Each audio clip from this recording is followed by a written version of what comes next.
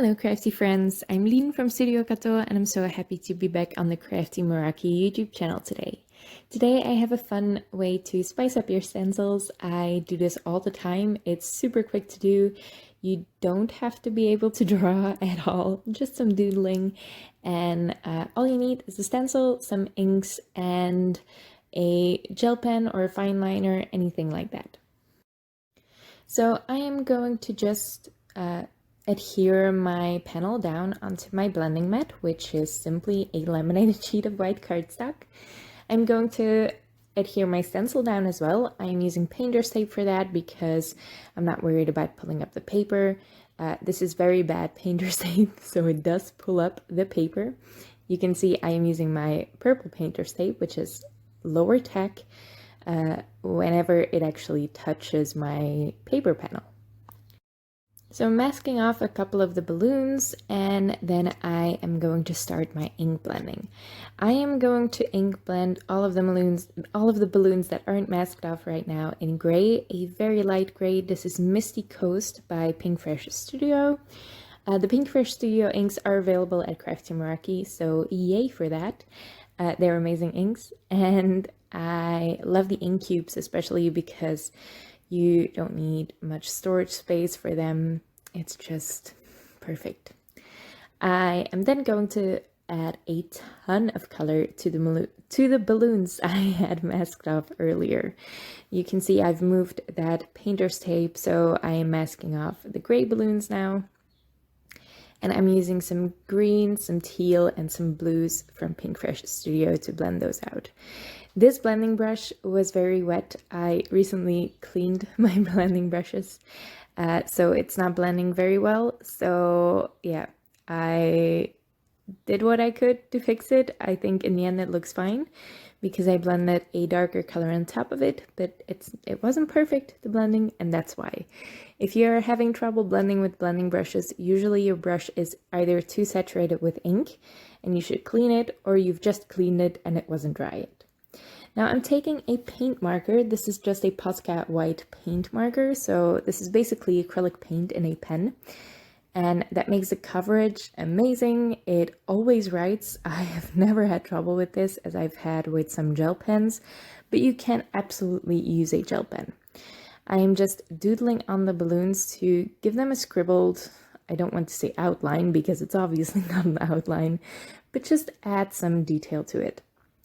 I love this doodle look. If you're not that much of a fan of it, but you would like to outline your balloons, just keep the stencil in place and outline them, or trace the stencil to put an outline around them. That's always an option, and it would be a great option for these butterflies as well. Although I am going to do more doodling and I'm not going to do what I just suggested you do.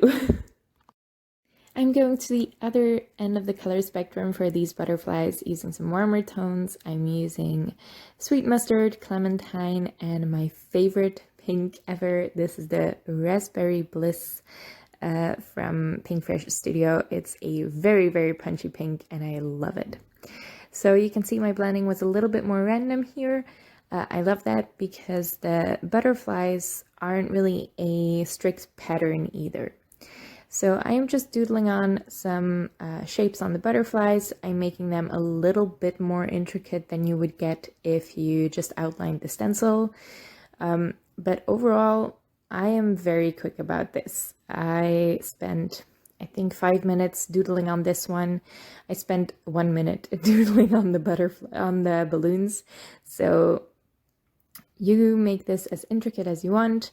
And I just had fun with it. I love doodling with some music on. I could have made 20 of these cards and not gotten bored.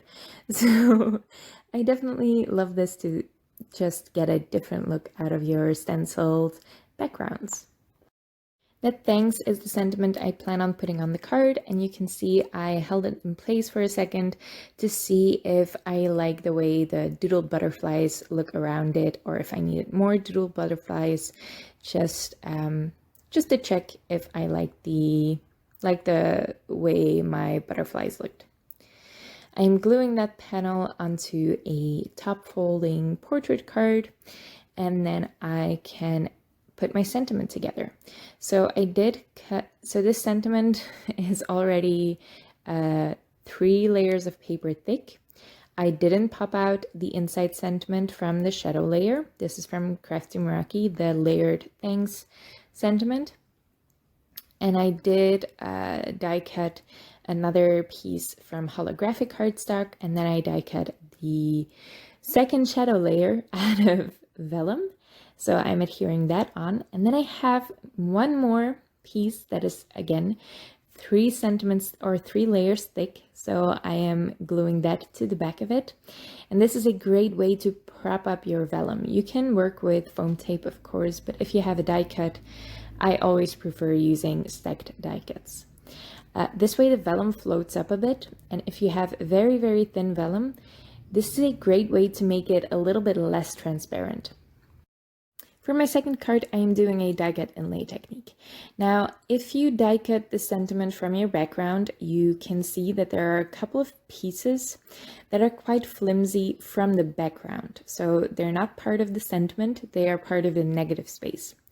And if you try to inlay a sentiment like that, and you adhere your background first down onto your card, you usually adhere the flimsy pieces, the flimsy long pieces, wrong, and then you can't inlay your sentiment. So what I do is I just cut out or I save one of the white layers that I'm putting behind the inlay sentiment anyway. I save one of them, I inlay it right away, and then I put purple tape on the back to keep it in place. This way I know that all of my pieces are going to fit together. So I die cut 3 more white layers, and I put the one I die cut from the balloon background on top. I am adhering all of that on top of the inlaid sentiment already. Everything fits together like a puzzle, and you don't have to fuss around with the flimsy pieces from the background. This panel is cut a little bit smaller than my final A2 size card, and I did that on purpose. I cut it down after blending the background. I wanted a piece of silver glitter cardstock to peek out from the side, so I just glued that down onto my card base, and then I'm going to adhere my panel down on there. I'm using double-sided tape for that. I hate using double-sided tape, but I have a ton of it laying around, and I'm trying to use it up so I can use the space for something else. I'm using these gorgeous prismatic green gems from Crafty Meraki to finish this card up. And they are blue, they're not very, very green. I definitely think they're more blue than green, but they're gorgeous anyway. I am going to finish the butterfly card up with some Ebony Opal gems from Crafty Meraki, and these are stunning. These are probably my favorite opal gems, so the pearls, they look like an oil spill, and it's so beautiful. If you have any black on your card at all, these are a great addition. So these are my finished cards for today. 2 ways to do this stencil technique. I even don't like calling it a technique because it's that easy. You just take a fine liner or a gel pen and you add some doodling to your stencil background to give it a little bit more of a punchy look. I hope you like the cards and I hope you liked the video. If you did, make sure to leave a thumbs up on this video and leave your thoughts in the comments below. I would love to read them. You can also subscribe to the Crafty Meraki YouTube channel to see more inspiration from me and all of the other designers. And you can click on my face in the top left corner, I think I put it. And that's where you subscribe to my channel if you want to. Thank you so much for watching, and I hope to see you next time.